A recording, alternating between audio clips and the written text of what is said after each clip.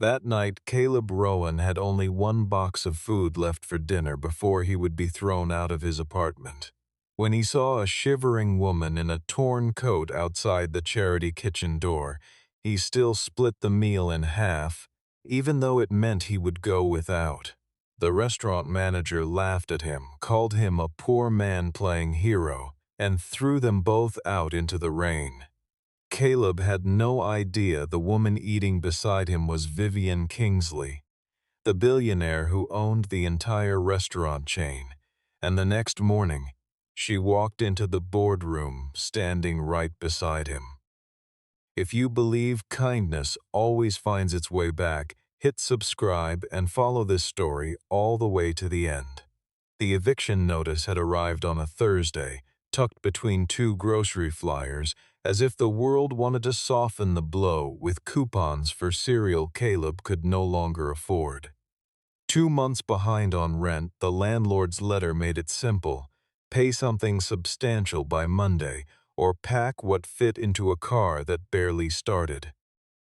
Caleb folded the paper twice and slid it beneath a stack of unopened mail in the kitchen drawer, the same drawer where he kept things he didn't want his daughter to find. Because Tessa had already lost her mother 3 years earlier and did not need to lose her sense of safety too. He told her he had a long shift ahead at the restaurant that night, a lie dressed up in the kind of calm voice fathers practice when they want their children to sleep without worry. And Tessa, 17 and sharper than he gave her credit for, only studied his face for a second before hugging him and heading off to her evening study group, leaving behind a sticky note on the fridge that read, "You've got this, Dad," in handwriting that still looked like a little girl's. He stood in the empty kitchen for a moment after she left, listening to the quiet hum of a refrigerator that held barely enough food for one more day, and reminded himself that whatever happened next, she could never know how close they were to losing the only roof either of them had left. What Caleb hadn't told her was that there was no shift waiting for him, because 3 days earlier he had been fired from Kingsley Harbor, the restaurant where he had spent 6 years managing kitchen operations, tracking inventory, and making sure nothing left that building without being accounted for honestly. He drove to the back entrance anyway that evening, not for a job he no longer had, but because human resources owed him a final paycheck and the last meal allotment promised to departing staff, a small, almost laughable consolation that had suddenly become the only food standing between him and an empty stomach until morning. The woman at the back desk barely looked up as she handed him a paper bag holding a container of stew, a roll of bread, and a bottle of water, mumbling something about the check still processing, and Caleb thanked her anyway because gratitude cost nothing, and he intended to keep some of his dignity even while losing almost everything else. The firing itself had nothing to do with laziness or theft, the two accusations a man without money learns to expect the moment he loses his job. Bryce Talbot, the restaurant's manager, had pushed a clipboard in front of Caleb one afternoon, asking him to sign off on 180 meals supposedly distributed to people in need through the company's charity initiative, a program called Open Table that Kingsley Hospitality advertised proudly on banners outside every location. Caleb had personally witnessed barely 20 of those meals reach actual hands that week, watching instead as trays of untouched food were loaded onto an unmarked delivery truck that left through the side alley after closing. When he refused to put his signature on numbers that didn't match what his own eyes had seen, Bryce called it insubordination, a failure to align with management's vision, language smooth enough to sound official and empty enough to mean nothing. And within minutes, Caleb's 6 years of work ended with a single folder placed on his old desk. As he stepped out of the restaurant that evening with his small paper bag of food, rain had begun sliding sideways across the parking lot, the kind that soaked through a coat in minutes and made streetlights blur into halos. Near the lit-up open table sign mounted beside the kitchen's back door, Caleb noticed a woman standing alone, older than him, dressed in a coat that had clearly seen better decades, her shoulders pulled tight against the cold the way people do when they've been outside far longer than they intended.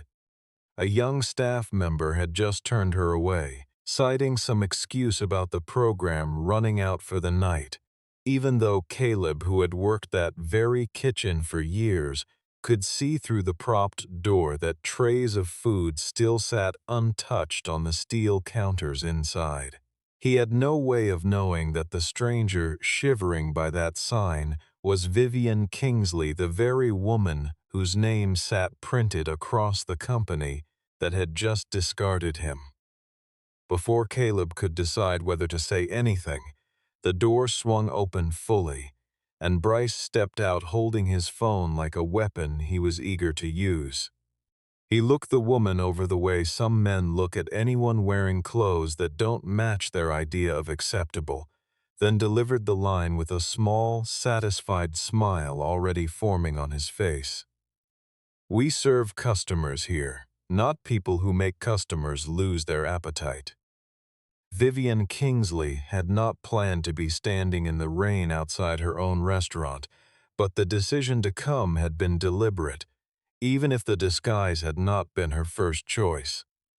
For months, internal reports praised Open Table for serving thousands of meals across dozens of locations, glossy summaries filled with smiling photographs and tidy statistics that made boardrooms nod in approval.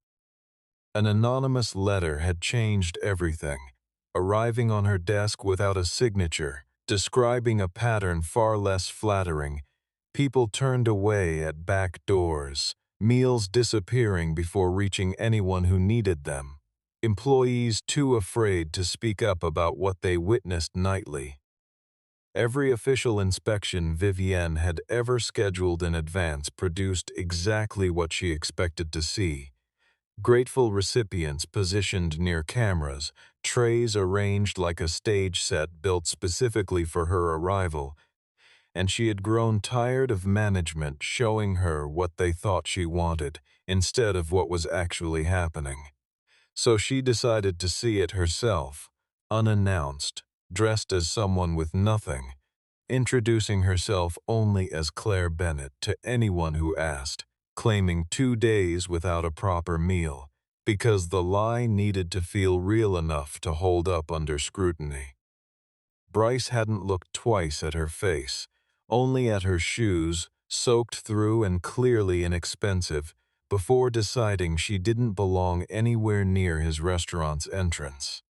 He told her flatly that the program had run out of food for the evening, a claim that fell apart the moment Caleb, still standing nearby with his own small bag of food, glanced through the propped door and saw full trays sitting untouched under the kitchen lights.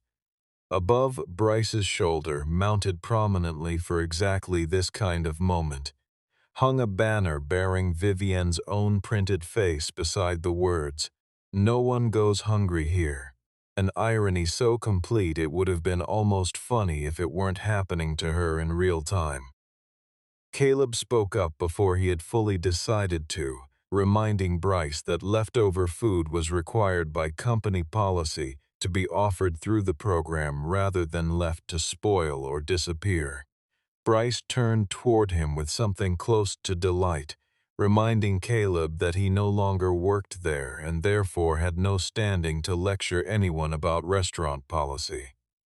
He added, almost as an afterthought, that a man who had just lost his job had even less business telling other people how to run one, the kind of small cruelty that costs nothing to say and everything to hear.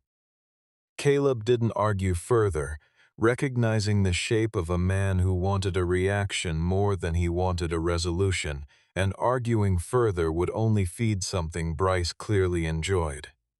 Standing there with his paper bag, Caleb found himself doing quiet math he hadn't expected to do that night, weighing an empty kitchen at home, 2 months of unpaid rent, and a stomach that hadn't eaten anything substantial since mourning against the shivering stranger a few feet away who had been refused food she clearly needed.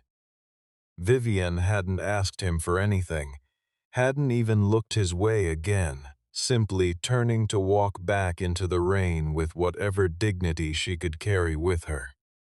Something in the set of her shoulders, the way she absorbed the rejection without protest, made Caleb call out before he could talk himself out of it, offering the narrow shelter of the awning where they could both at least stay dry for a few minutes. He split the meal carefully into 2 roughly equal portions, sliding the larger piece of bread toward her while pretending the division had simply happened that way. By accident, a small lie meant to spare her any sense of obligation. Vivian studied him for a long moment before asking why a man clearly struggling himself would give away food to someone he had never met.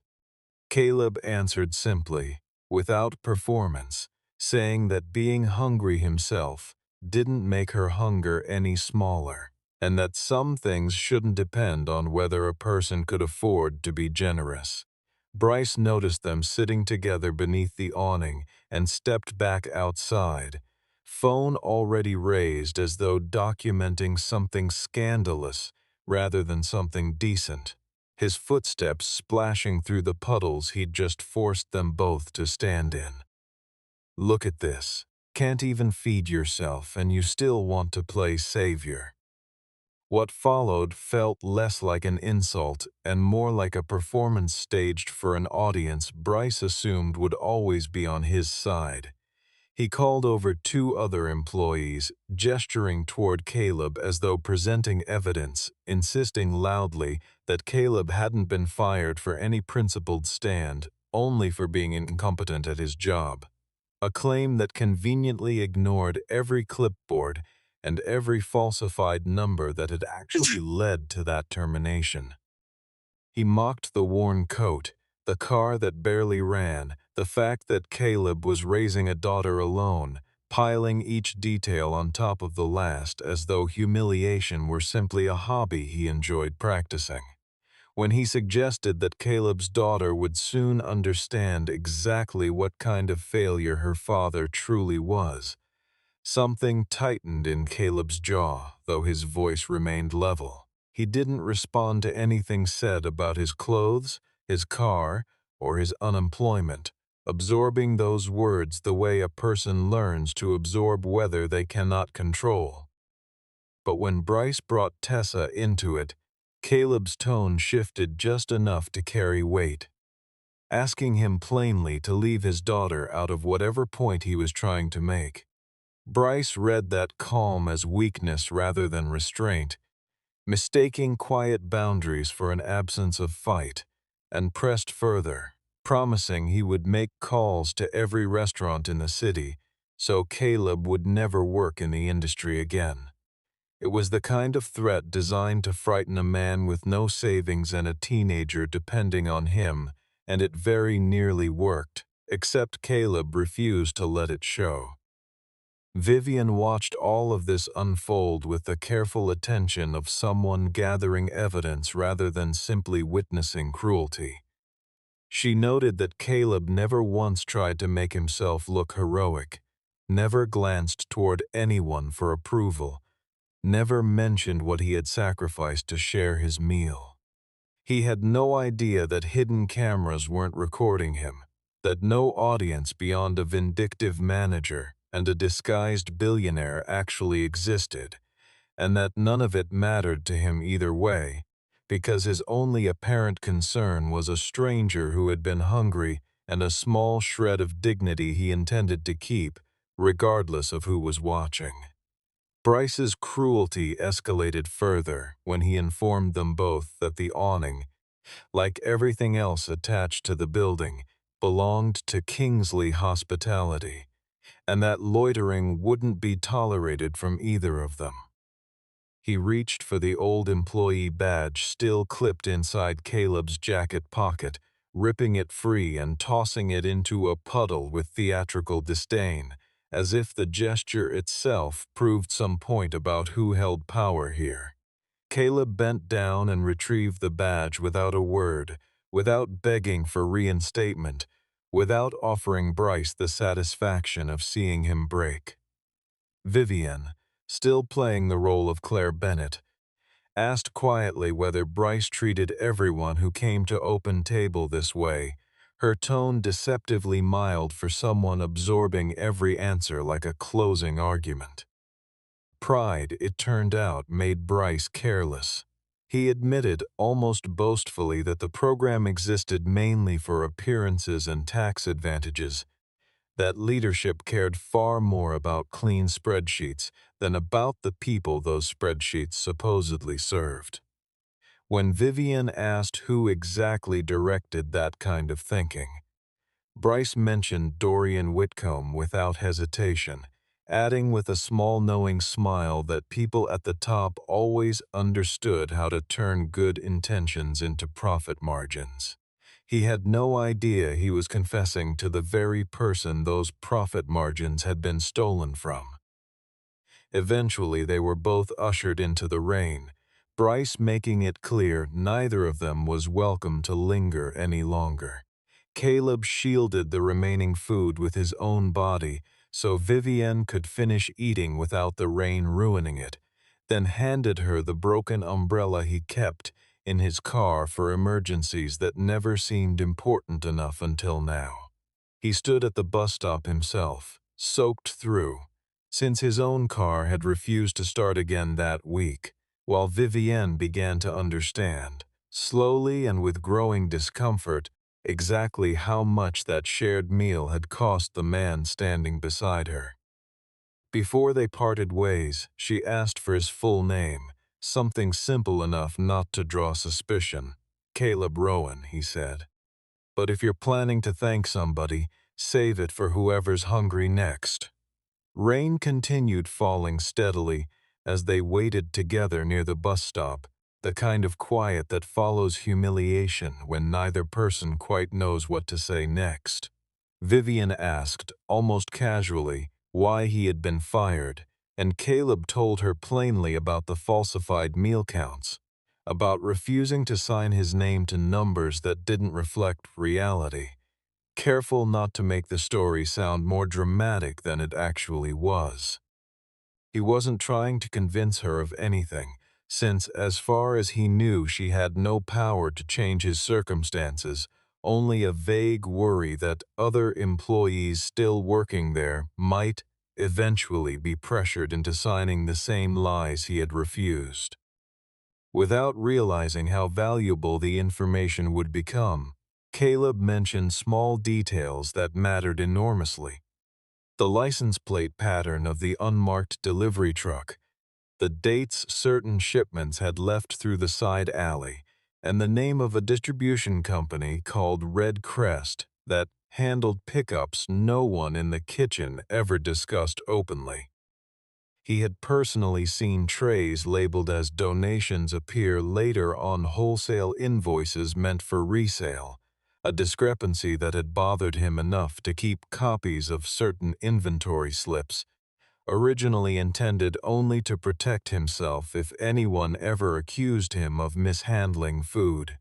Those quiet, careful records would later become the missing piece that connected suspicion to proof, the exact gap Vivienne and her internal auditor had been struggling to close for weeks. When the bus failed to arrive at its scheduled time, Caleb reached into his pocket and handed Vivienne the last of his cash, just enough for a fare, insisting she take it even as she protested. He set the coins down on the bench beside her and walked away before she could argue further, choosing instead to cover nearly 4 miles home on foot in the rain rather than let her go without options. It was, in its own small way, Another version of the same choice he'd made earlier that night, giving away something he could barely spare to someone who needed it more in that moment. Only after Caleb disappeared around the corner did a black SUV finally pull up to the curb, driven by Reed Callahan, Vivienne's head of security, who had been observing the entire evening from a careful distance per her explicit instructions to intervene only if real danger appeared. Vivienne climbed inside, still holding the remaining half of bread, declining to discard it, even as the warm interior reminded her how far removed her own life had become from the discomfort she'd just experienced. Reed confirmed that the small device sewn into her coat had recorded the entire exchange clearly.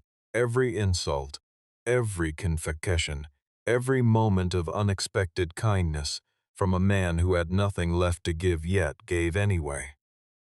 Vivian barely registered the humiliation aimed at her own disguised identity, focusing instead on the details Caleb had shared, instructing Reed to begin pulling records on Red Crest distribution before the night was over. By midnight, Naomi Prescott, the company's internal audit director, had already begun cross-referencing shipment dates against company financials, uncovering threads that confirmed suspicions she'd been quietly nursing for months.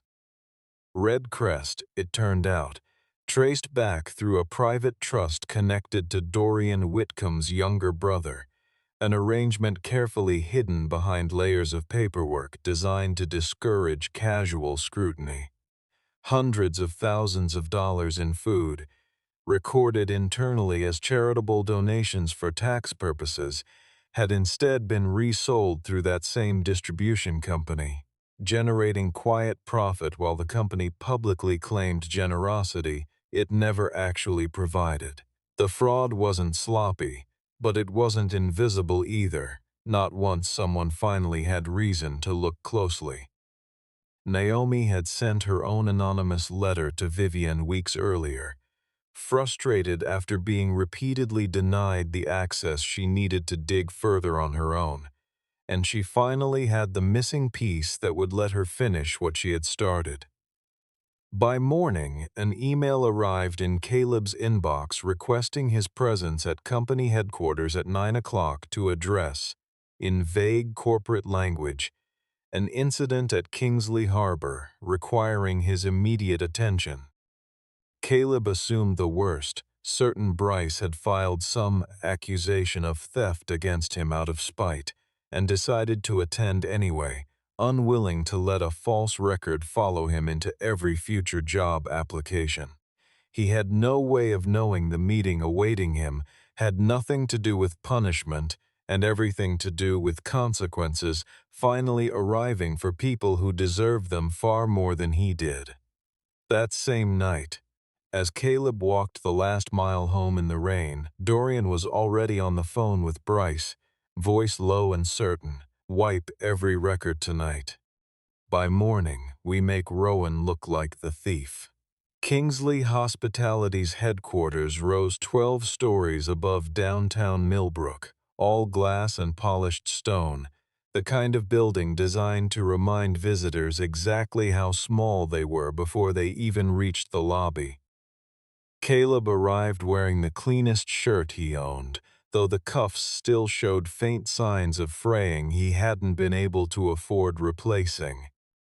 He'd walked from the train station, unwilling to spend money he didn't have on parking, arriving slightly out of breath and visibly out of place among polished shoes and tailored suits, moving briskly through revolving doors.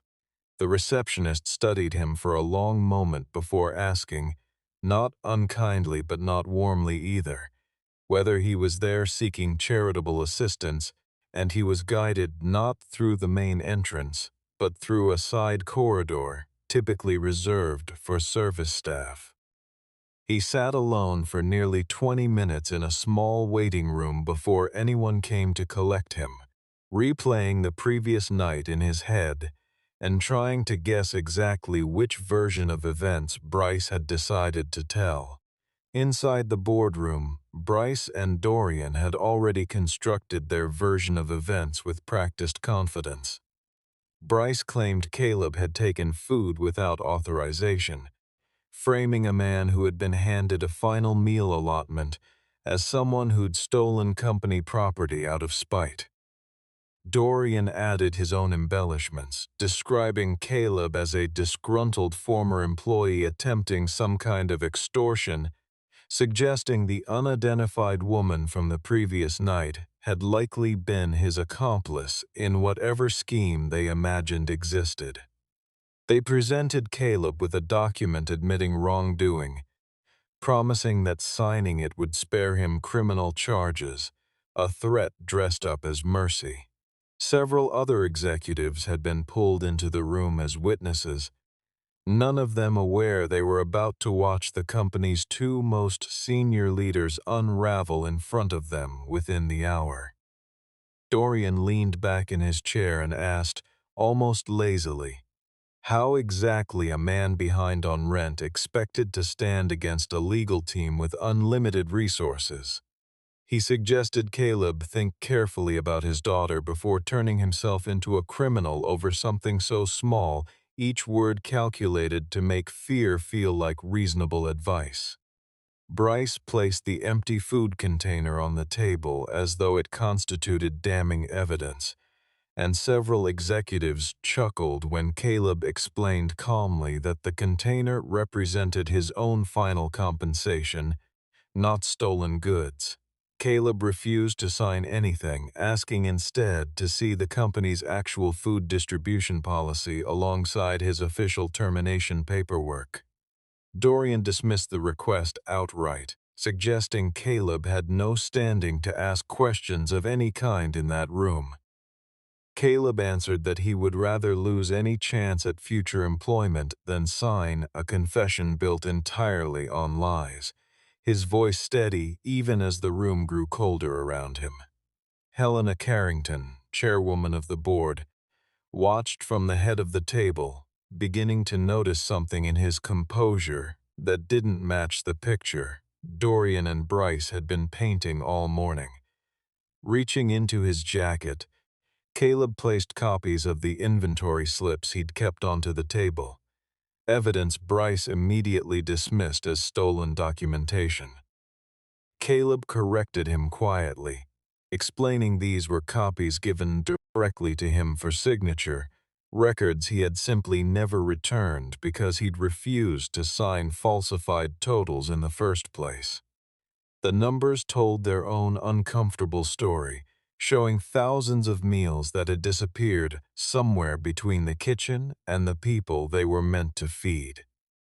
Sensing the conversation slipping away from his control, Dorian instructed security to remove Caleb before the chief executive arrived, eager to resolve this quietly before anyone above him took notice. Instead, Reed Callahan walked through the door, though he made no move toward Caleb at all, positioning himself near the entrance and announcing simply that the chief executive had already been observing the entire meeting from an adjoining room. A familiar woman's voice rang out before anyone could respond. "Mr. Rowan didn't steal a meal. I'm the one who ate half of it." Vivian entered wearing a tailored suit entirely unlike the soaked coat from the night before, Naomi and a small legal team trailing closely behind her. Caleb recognized the eyes and the voice instantly, though it took a second longer for the rest of the picture to assemble itself in his mind.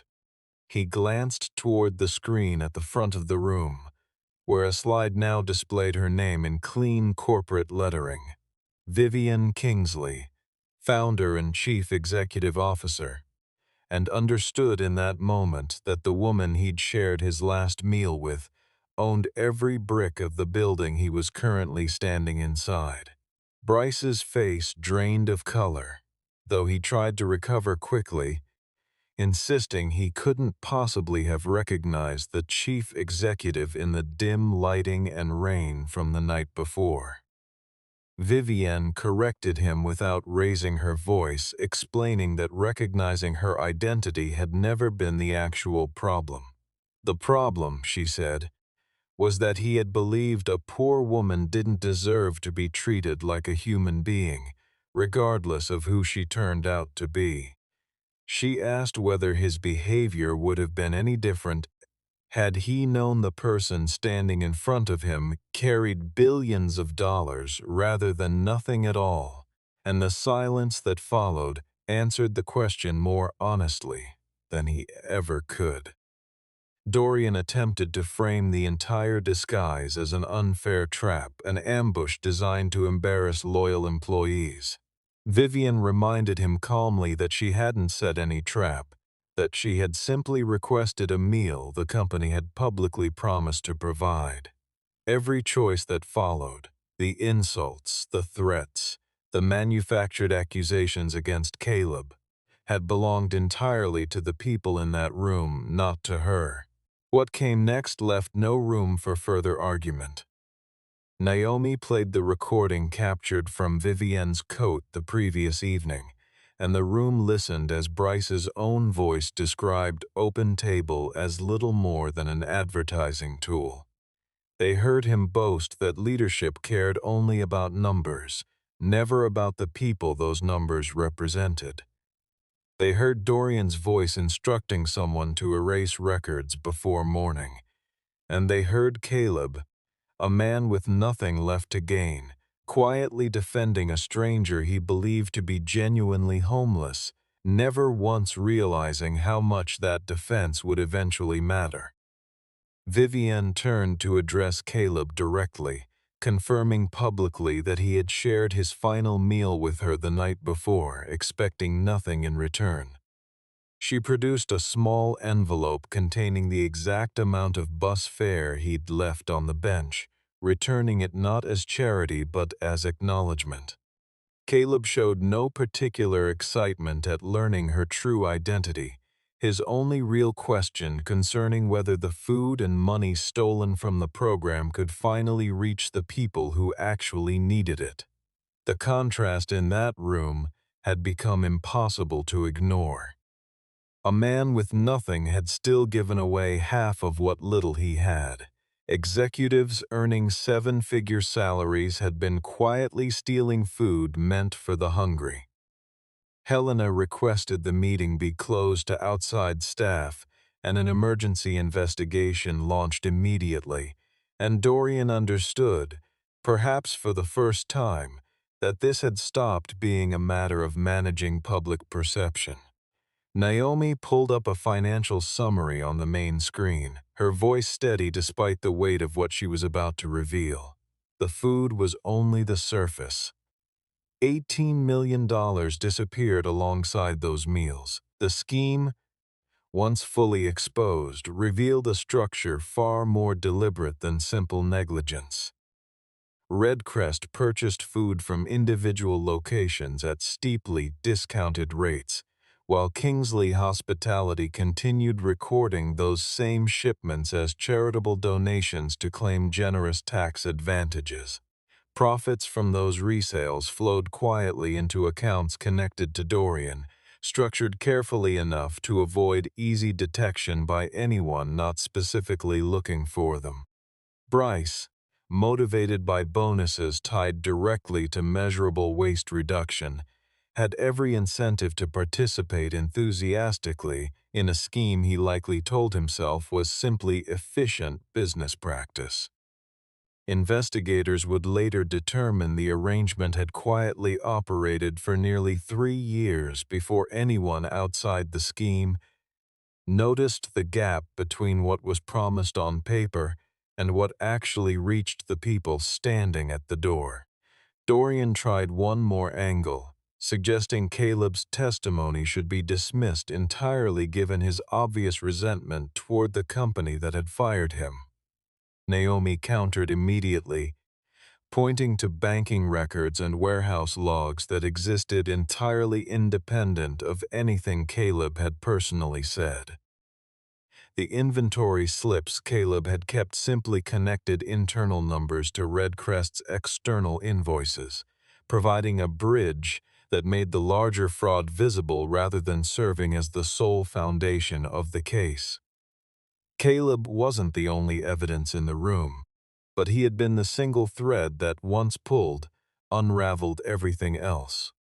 Bryce attempted to shift blame upward, insisting he had only followed instructions handed down from above. Lena Brooks, a kitchen employee called in to testify, confirmed instead that Bryce had directly pressured staff into altering distribution numbers themselves. She produced photographs documenting unmarked trucks arriving late at night to collect food that should have gone to people waiting outside, evidence she'd quietly kept for months out of fear rather than complicity. Bryce realized too late that the employees he'd intimidated into silence had finally stopped being afraid. What followed felt like watching a carefully built hierarchy collapse in real time. Vivian suspended both Dorian and Bryce on the spot, revoking their system access, company accounts, and security credentials before either man left the building. Reed requested their company phones immediately, and when Bryce objected to being humiliated in front of Caleb specifically, Vivian reminded him plainly that he had chosen the night before to turn another person's poverty into a public spectacle entirely on his own. Bryce accused Caleb of enjoying this moment, of taking pleasure in watching other people lose everything. Caleb answered that he understood unemployment far too intimately to celebrate anyone experiencing it, regardless of how that person had once treated him. But losing a job for refusing to participate in fraud, he added quietly, bore no resemblance whatsoever to losing one for stealing from people who were genuinely hungry. The calm certainty in his voice made it impossible for Bryce to recast himself as any kind of victim. Helena moved quickly to formalize consequences, directing that the entire matter be forwarded to tax authorities and prosecutors without delay. Every contract connected to Redcrest was frozen immediately pending review.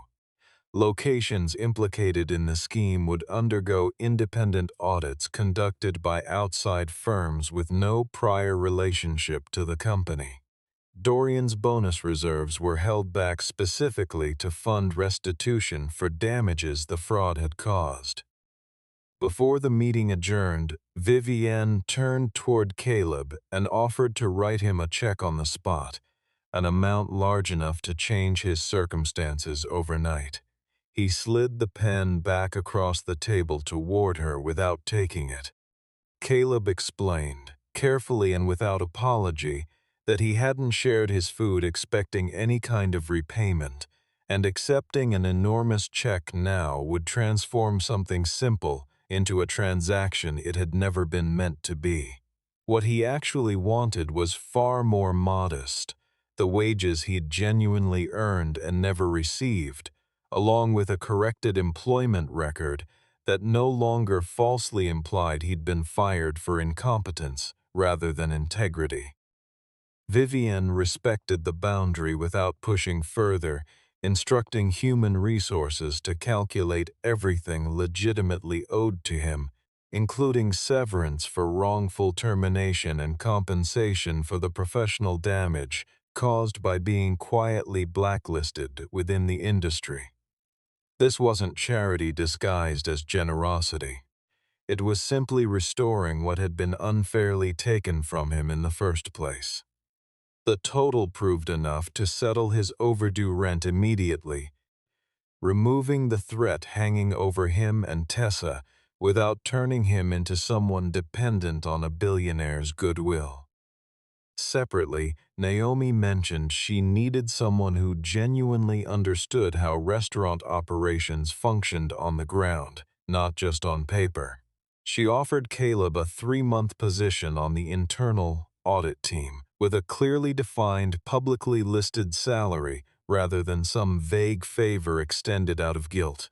He would still need to interview and qualify like any other candidate being considered, a detail Vivienne insisted upon deliberately. She told him plainly that his kindness had earned her trust in his character, but it was his actual experience managing kitchens and inventory that made him genuinely suited for the role. Caleb accepted, but only after attaching conditions of his own. He insisted any audit team speak directly with kitchen staff, rather than relying solely on management's filtered summaries. Employees who came forward with concerns needed real protection from retaliation, not just promises that sounded reassuring in meetings. He wanted a tracking system transparent enough that ordinary community members could verify donated food actually reached the people it was promised to, rather than disappearing into another set of polished reports. And he asked that no images of struggling people ever appear in marketing materials without their explicit, informed consent. Vivian sat quietly with that list for a long moment, recognizing her own failure reflected back at her. She hadn't personally orchestrated the fraud, but she'd allowed a system to drift dangerously far from the people it was originally designed to help, trusting polished numbers over uncomfortable truths for far too long. She made no attempt to position herself as Caleb's rescuer in this story. If anything, it was Caleb who had reminded her exactly why the program existed in the first place, a purpose she'd somehow lost sight of amid quarterly reports and confident smiles. Before leaving the boardroom, Caleb asked one final question that lingered in the silence far longer than anyone expected. If I hadn't been there last night, how many other people would have walked away hungry? No one in that room had an answer. In the weeks that followed, both Dorian and Bryce were formally terminated once the internal investigation concluded its review. Their case was referred to relevant authorities given clear indications of tax fraud and misappropriation of company assets, removing the matter from internal handling entirely. Several other managers connected to the scheme faced suspension pending further review of their own conduct. Employees who had cooperated honestly, without personally profiting from the fraud, retained their positions, a distinction Vivienne insisted on preserving carefully. OpenTable itself underwent substantial restructuring designed to prevent any similar failure from happening quietly again. Every meal distributed now received a unique tracking code specific to its location, verified independently by community organizations rather than internal staff alone. Food that genuinely couldn't be donated required photographic documentation and a clear disposal record, eliminating the gray area that had allowed so much to simply vanish. An independent oversight board, composed of kitchen staff, community representatives, and outside auditors, was established specifically to prevent leadership from ever again controlling the entire narrative alone. Quarterly reports were made public for the first time in the program's history, stripped of the polished photography that had once made everything look perfect from a careful distance. 3 months later, Caleb was formally offered a permanent position as Regional Director of Operational Integrity, a title that matched precisely the skills he'd spent years quietly developing in kitchens most executives never bothered visiting.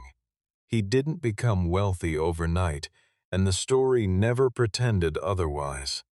He gained something steadier instead, a stable paycheck, rent finally paid on time, and an end to hiding overdue notices from Tessa in a kitchen drawer she never needed to discover. Caleb declined every request to feature his story in company marketing materials, uncomfortable with the idea of becoming a feel-good symbol for a brand that had nearly destroyed his life weeks earlier. He didn't want to be remembered as the poor man rescued by a billionaire, a framing that flattened everything that had actually happened into something simpler and more comfortable than the truth deserved. What mattered to him, he insisted repeatedly, was that people still walking through those doors, hungry, received what they'd been promised, not that his own name became part of some inspiring headline.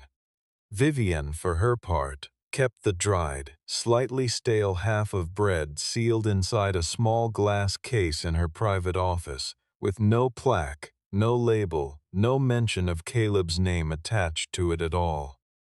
It served as a private reminder rather than a public symbol, a way of remembering that a charitable program could become entirely meaningless the moment its leadership stopped looking past the numbers on a page. She found herself glancing at it more often than she expected, especially on mornings when a new report landed on her desk, looking just a little too perfect to be entirely true. When Kingsley Harbor prepared to reopen under new management, Vivienne personally invited Caleb to attend the relaunch ceremony. He agreed, but only on one condition: there would be no separate section reserved for important guests. Several months had passed by the time Kingsley Harbor reopened its doors under entirely new leadership, the transformation visible from the moment anyone walked inside. The back entrance, once used to turn away hungry strangers, had been converted into the main doorway for a community kitchen operating in plain sight rather than hidden shame. The old barrier separating paying customers from people receiving assistance had been removed completely, replaced instead by long communal tables where anyone could sit beside anyone else, without distinction. A small plaque near the entrance listed the names of every community partner, now verifying meal counts. A quiet but permanent reminder that trust, once broken, had to be earned back in full view of everyone. Tessa came with her father that evening, fully aware now of everything that had happened weeks earlier. She felt no particular pride in knowing a billionaire had eventually recognized her father's character, since that recognition had never been the point in her mind. What made her proud instead was simpler and far more personal. The knowledge that he had given away half of his only meal on a night when no one was watching and nothing guaranteed he'd ever be rewarded for it. They settled together at a table near the window, the same kind of ordinary seat available to anyone walking through the door, and for the first time in months, Caleb let himself simply sit still without calculating what the next bill might cost him. Vivienne arrived without disguise this time, and without any entourage trailing behind her either. People recognized her immediately, yet she made no move toward any reserved seating or private corner set aside for someone of her position. Carrying 2 trays of food herself, she walked directly toward Caleb's table, returning to him a complete, proper meal rather than the small, halved portion fate had once forced upon them both. She asked, simply and without ceremony, whether she might be allowed to sit. Caleb pulled out the empty chair across from him without hesitation. This table, he told her, didn't belong exclusively to wealthy people or to struggling ones either. It belonged to anyone who needed a decent meal and a small measure of basic respect, nothing more complicated than that. Caleb Rowan had shared his last meal without knowing the woman across from him owned billions of dollars. But what Vivienne Kingsley would remember forever wasn't anything she possessed. It was the kindness of a man who, with almost nothing left to give, chose to give anyway.